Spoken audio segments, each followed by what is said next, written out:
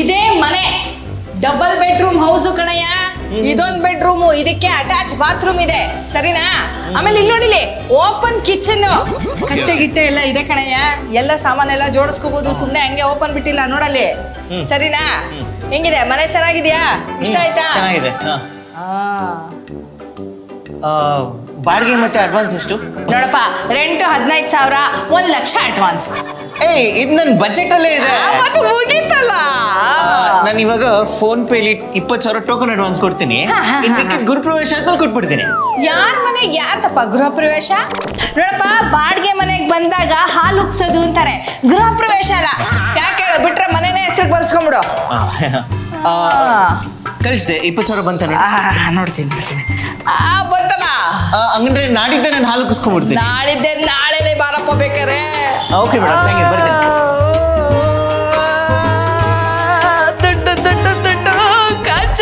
ಕಚ್ಚದ ದುಡ್ಡು. ಖಾಲಿ ಮನೆ ಕನ್ನ ಹಾಕಿ 45,000 ರೂಪಾಯಿ ಸಂಪಾದನೆ ಮಾಡೋ ಕೆಪಾಸಿಟಿ ಇರೋದು ಈ ಜಯಮ್ಮಂಗ್ ಮಾತ್ರ. ಇನ್ಯಾಕಿ ಬೋರ್ಡು ಕಿತ್ತು ಬಿಸಾಕಣ. ಆಕಸ್ ಪಾಕಸ್ ಗಿಲಿ ಪೂವ.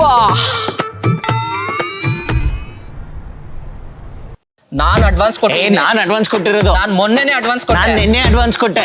ಮೊನ್ನೆನೆ ಕೊಟ್ಟಿದ್ದೀನಿ. ನಾನು ನಿನ್ನೆ ಕೊಟ್ಟೆ. ನಾನು ಮೊನ್ನೆ ಕೊಟ್ಟೆ. ಬಾಗುರು ನೀನ್ ಯಾರು? ಬಾಗುರು ನಾನು ಹೋಗ್ತೀನಿ.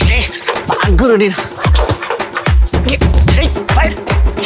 ಹೆಂಗ್ ಹೋಗ್ತಿರೋ? ನಾನು ಅಡ್ವಾನ್ಸ್ ಕೊಟ್ಟಿರೋದು. ಏನಕ್ಕೆ ಹಿಂಗ್ ಗಲಾಟೆ ಮಾಡ್ತಾ ಇದ್ದೀರಾ ನಮ್ಮ ಮನೆ ಮುಂದೆ?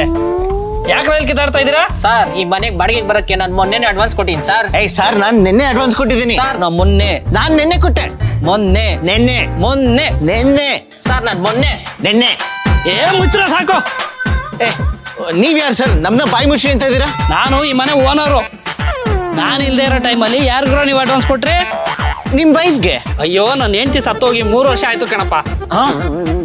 ಮತ್ತೆ ಅವತ್ತು ಬೆಳ್ಬೆಳಿಗ್ಗೆ ಗುಂಡ್ಗುಂಡಿಗಿದ್ರಲ್ಲ, ಅವ್ರು ಯಾರು? ಅಯ್ಯೋ, ಅವಳು ನಿಮ್ ತರನೇ ಮನೆ ನೋಡಕ್ ಬಂದಿದ್ದವ್ರು ಕಂಡ್ರು. ಅವಳಿಗೆ ಅಡ್ವಾನ್ಸ್ ಕೊಟ್ರ ನೀವು?